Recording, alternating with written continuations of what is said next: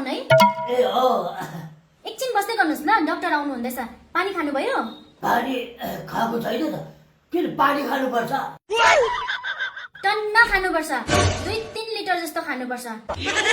पिसाब आएर कटकट भयो भए पनि थामेर बस्नुपर्छ है बाजे। पिसाब गर्नु हुँदैन, नभए तपाईँको रिपोर्ट राम्रो आउँदैन ल।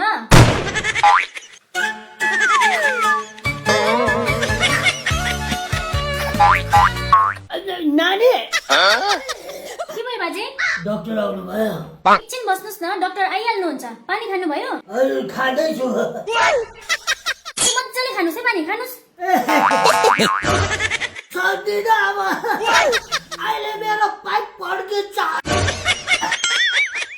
अहिले कहाँबाट लिक हुन्छ त्यसको बाजे हात पिसाब आयो अलिकति पिसाब गर्नु मिल्दैन नानी पिसाब गर्यो भने अहिले तपाईँको अल्ट्रासाउन्ड हुँदैन है।